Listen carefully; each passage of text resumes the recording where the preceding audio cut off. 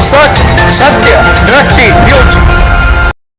अहमदाबाद बापूनगर विधानसभा क्षेत्र में राजस्थान के मुख्यमंत्री अशोक गहलोत एवं उनके साथ कांग्रेस अध्यक्ष मल्लिकार्जुन ने बापूनगर विधानसभा क्षेत्र में सभा संबोधित करी। अपने अखिल भारतीय कांग्रेस कमेटी के अध्यक्ष सम्माननीय मल्लिकार्जुन खड़गे साहब आपके बीच में पधार रहे हैं।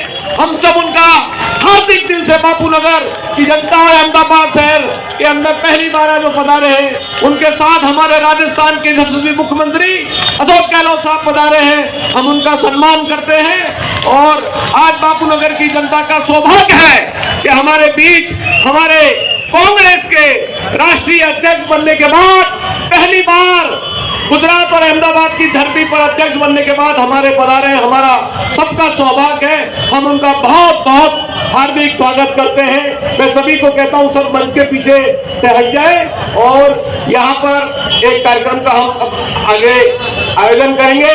मैं बापूनगर वार्ड कांग्रेस समिति के हमारे कांग्रेस के जो भी वरिष्ठ नेता हैं उनसे मैं विनती करता हूं वो मंच पर पधारे और हमारे राष्ट्रीय अखिल भारतीय राष्ट्रीय कांग्रेस के अध्यक्ष सम्माननीय मल्लिकार्जुन खड़गे साहब।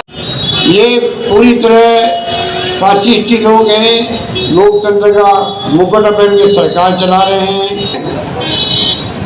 ऐसी लग गया हालात इस प्रकार के हो गए जिसपे कि आपको समझना पड़ेगा। इस बार सरकार विरोधी बहुत भयंकर लहर है गुजरात के अंदर।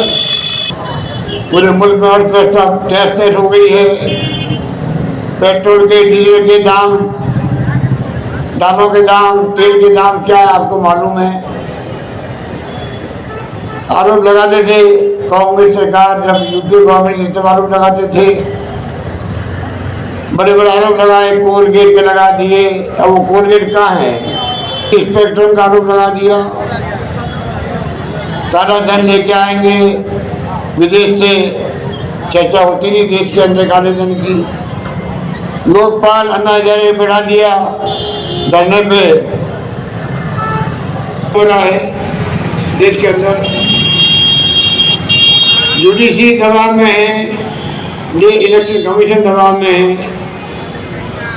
ये तमाम हालात शुभ संकेत नहीं है देश के लिए।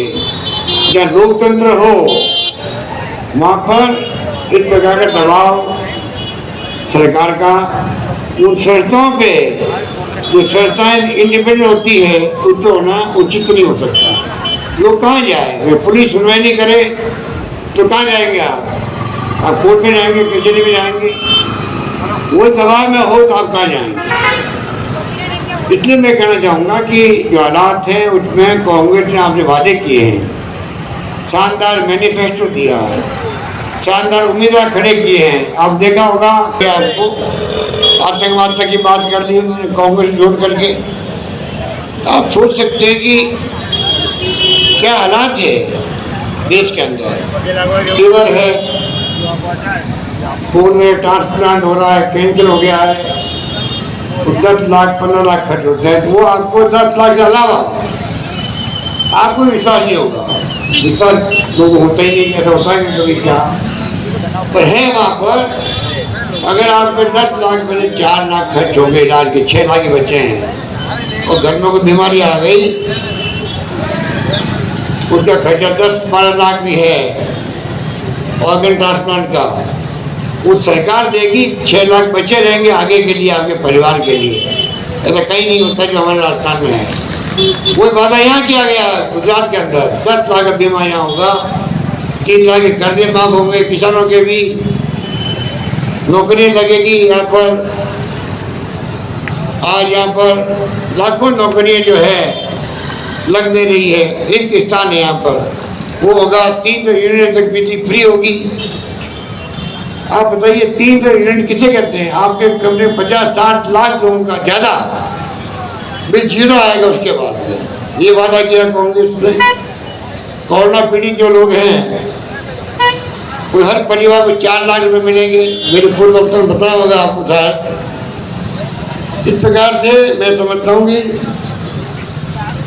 सरकारी कर्मचारियों के लिए हमने बहुत बड़ा निर्णय किया राजस्थान में, ओल्ड एज पेंशन का। ओल्ड पेंशन योजना हमारी है ओपीएस, ओल्ड पेंशन स्कीम को हमने लागू किया, उसका बहुत वेलकम हो रहा है कर्मचारियों में। आपके यहाँ भी सरकारी कर्मचारी बहुत दुखी है, बोल नहीं पा रहे, डर के मारे, भय के मारे। हिमाचल में तो इश्यू बन गया था वहाँ बहुत बड़ा इश्यू को लेके, ओपीएस को लेके। तो मैं कहना चाहूँगा जो वादे हमने और भी के वादे किए तो आपको बताया होगा। मेरे पहली बार मैं देख रहा हूँ देश के अंदर कोई प्रधानमंत्री अपने ही राज्य के अंदर, अपने राज्य में बार बार हर सप्ताह आ रहे हैं, गली गली मोहल्ले मोहल्ले में जाने की जो कहावत है वो ढंग से कैंपेन कर रहे हैं। गृह मंत्री भी आपके यहाँ के हैं, अमित शाह जी, वो बार आ रहे हैं। तो नरेंद्र मोदी जी और अमित शाह जी और 15-20-25 दिन के मंत्री, केंद्रीय मंत्री जिस रूप में दौरे कर रहे हैं, इसकी जरूरत क्या पड़ी है? प्रधानमंत्री तो पद बहुत बड़ा है, नरेंद्र मोदी प्रधानमंत्री गुजरात के हैं, प्रधानमंत्री को आने की कोशिश करेंगे। इससे हम लोग मान चुके हैं कि हालात बहुत खराब हैं गुजरात में, और शासन एक कुशासन था। पहले इन्होंने बदला, पूरा मंत्रिमंडल बदल दिया, मुख्यमंत्री बदल दिए एक साथ में, वो भी हिंदुस्तान के इतिहास में कभी नहीं हुआ, पहली बार हुआ। ये नौबत क्यों आई?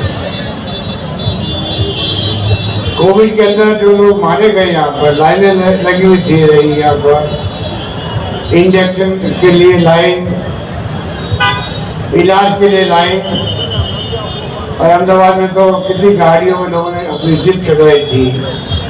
आप सोचिएगा क्या स्थिति थी, कितनी बदनामी हुई गुजरात की और अहमदाबाद की, पूरे देश के अंदर की। कोरोना की साथ संभाल ढंग के इलाज तक संभव नहीं गुजरात के अंदर, इसीलिए मंत्रिमंडल बदलना पड़ा। और साथ में आपका हिम्मत भाई पटेल, आपका यहाँ का विधायक, उसने पूरी जान लगा दी सेवा करने के लिए।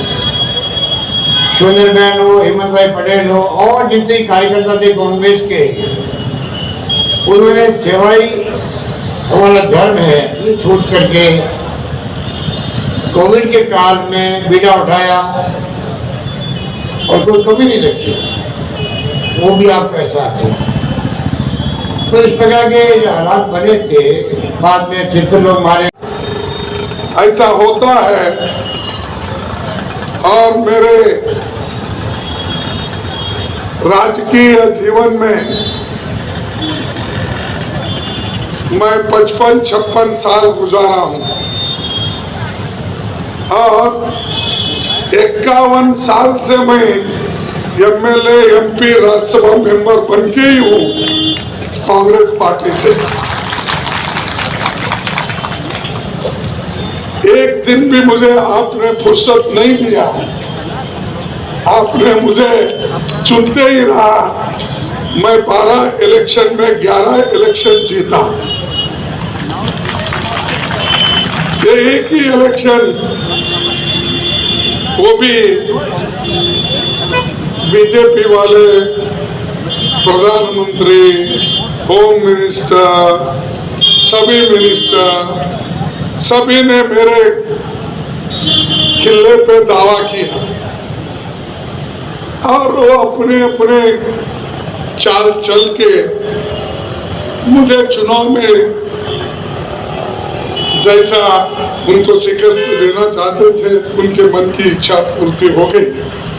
ठीक है, लोकतंत्र में तो ये होता है, मैं किसी को दोष नहीं देता, क्योंकि मैं लगातार 50 साल से चुन के आ रहा था। मुझे कहीं ना कहीं डेमोक्रेसी में रोक लगी, ठीक है, लेकिन वो पार्लियामेंट का इलेक्शन था, मैं समझ सकता था। अरे गुजरात का इलेक्शन, ये गुजरात के लोगों का इलेक्शन है, ये प्राइम मिनिस्टर का इलेक्शन नहीं है। क्या मोदी साहब प्राइम मिनिस्टरशिप छोड़ के गुजरात के चीफ मिनिस्टर बनने के पुनः आएंगे? क्योंकि कहीं भी जाओ भाई और बहनों, मुझे देखकर वोट दीजिए, मुझे चिनकर लाइए, मेरे लिए आप काम कीजिए, ये बोलने की आवश्यकता अब क्यों पड़ी? आज तक तो नहीं बोलते थे आप, आज तक तो बीजेपी को वोट दो, या यहाँ के जो नेता जैसा हमारे तरफ से कांग्रेस के तरफ से ठाकुर साहब वो मानते हैं, उनके साथी मानते हैं, वैसे यहाँ के लोग अगर चुनाव प्रचार करते तो ठीक था, लेकिन अब इस चुनाव में मोदी साहब वार्ड वार्ड फिर रहे हैं, गली गली फिर रहे हैं, मोहल्ला मोहल्ला फिर रहे हैं। क्यों भाई? कुछ में दाल में काला है, कुछ ना कुछ है, नहीं तो ऐसा नहीं होता। एक प्राइम मिनिस्टर पूरा देश का काम, विदेश का काम छोड़ के 15-15 दिन, 20-20 दिन यहाँ बैठते हैं, तो कुछ कमजोरी यहाँ है। वैसा ही होम मिनिस्टर भी यही है। 40-50 जितने भी सेंट्रल मिनिस्टर्स हैं, हर क्षेत्र में, हर असेंबली क्षेत्र में आपको 4-5 मिनिस्टर मिलेंगे। वो केंद्र के हो, राज्य के हो, आसाम से लेकर कर्नाटक तक जहां जहां उनकी सरकार है, उधर उत्तराखंड से लेकर हमारे तमिलनाडु तक सभी मिनिस्टर यहां पर है। क्यों? क्या डर है? छोड़ दो ना, लेवल प्लेइंग ग्राउंड कर दो। अरे खुला अगर मैदान है, यहाँ के लोग किसी को पसंद करेंगे, उसी को लाएंगे। आप तो प्रधानमंत्री हैं, वो ठीक रहो, लेकिन नहीं, मनुष्य को जब दुराशा बनती है, वो जब और भी अगर अधिकार मिलता है, तो जब और भी अधिकार चाहता है, तो ऐसा हर जगह आदमी भटकता है। तो इसलिए ये महत्व का बोल रहा हूं। ये इंपॉर्टेंट इसलिए है, जब खुद प्राइम मिनिस्टर, होम मिनिस्टर, सभी मिनिस्टर्स परेशान हैं और आपको भी परेशान कर रहे हैं, तो इसलिए मैं कहा कि ये इंपॉर्टेंट है चुनाव। इसीलिए आपको जागरूक रहना चाहिए। और कहीं जाओ हिंदुस्तान के किसी कोने में, उनका एक ही कहना है, मैं गुजरात मॉडल बनाऊंगा। और देखो जाओ गुजरात में क्या हो गया। अरे भाई, गुजरात में 49% अनएम्प्लॉयमेंट है युवाओं में। क्या ये मॉडल है? छोटे छोटे बच्चों को पौष्टिक आहार नहीं मिलता। हिंदुस्तान में सबसे कमजोर राज्य अगर है, वो गुजरात है। और इंडेक्स आप देख लीजिए, आपको मिलेगा 30 स्टेट में कौन सा स्टेट कुपोषित क्या बोलते हैं, बच्चे कहाँ हैं, सबसे छोटे करके बच्चे कहाँ पैदा हो रहे हैं। तो डेमोक्रेसी में आप आज जो प्रधानमंत्री बने, वो नहीं बन सकते थे। ये देन कांग्रेस की है। हो सकता है हम हारते हुए आए होंगे, लेकिन डेमोक्रेसी और संविधान, जिसको हम जिंदा रखने में जवाहरलाल नेहरू जी, डॉक्टर अंबेडकर जी, इन्होंने सब मिलके जो काम किया, उसलिए आज इस देश में डेमोक्रेसी जीवित है। उस डेमोक्रेसी को खत्म करने की कोशिश आप कर रहे हो। और जब भी लोगों के ओर से फिर यहां पर गरीबी क्यों नहीं हटी, एम्प्लॉयमेंट क्यों नहीं दिए, बच्चों का हेल्थ क्यों नहीं सुधारे, 28,000 टीचर्स की नौकरियां खाली है और 20,000 स्कूल क्लासरूम बनना है। ये मॉडल है आपका मोदी मॉडल। और इतना ही नहीं, किसी क्षेत्र में भी जाओ, जो वो कहते हैं वैसा नहीं है। और आज मैं ये कहूंगा कि ये मेरे आंकड़े नहीं, ये आंकड़े हमने पार्लियामेंट से उनके क्वेश्चन के उत्तर के रूप में मिला हुआ है। क्या मिला हुआ है? गुजरात में 17 और 18 की डबल डिजिटल विकास दर गिरती चली। 18-19 में 8.9% था, अब वो 7%, 7.3% हुआ। और उसी के साथ आज गुजरात में 23% लोग गरीब हैं। गरीब के रेखा के नीचे। अरे आप सब कुछ दे रहे हैं, फिर गया कहां पैसा? ये मैं पूछना चाहता हूं। और इतना ही नहीं, आज और एक बात आपको बताना चाहूंगा। जब कांग्रेस पार्टी की सरकार यहां थी गुजरात में, गुजरात पर खर्च कितना था? 10,000 करोड़। और आज कितना है? 3,08,000 करोड़। और आने वाले दिन में ये होगा 4,64,000 करोड़।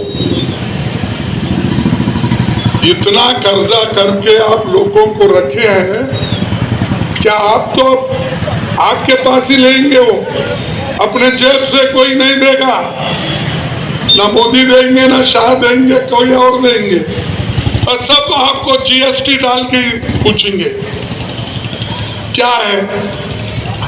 आपको मालूम है जीएसटी कैसा लगा?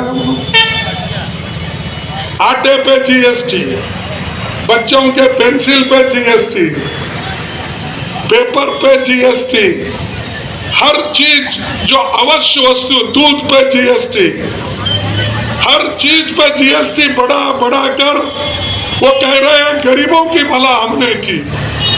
अगर हमको 70 साल का बोलते हैं या हमारे हिस्से को अगर 55 साल आते हैं तो उसमें 27 साल तो आपके इसी जगह हो गए ना। बाकी को जनता पार्टी की, वो की, फलाना पार्टी वाले हुकूमत की। कांग्रेस पार्टी का अगर करे, निकाले, पंडित जवाहरलाल नेहरू जी से लेकर राजीव गांधी तक या नरसिंह राव तक, ठीक है 55 साल का होता है, फिरते थे। अब वोटों के लिए फिरते हैं। उसी ढंग से जो इस देश को बहुत गहरा डाल दिए, उन जवाहरलाल नेहरू को भी आप नहीं छोड़ते। अरे जवाहरलाल नेहरू जी पंचवार्षिक योजना लाए, पब्लिक सेक्टर्स, आप तो जानते हैं अहमदाबाद वाले। देखिए, सुनिए, सोचिए, समझिए, सच्चे की घटना। सच, सत्य, दृष्टि न्यूज।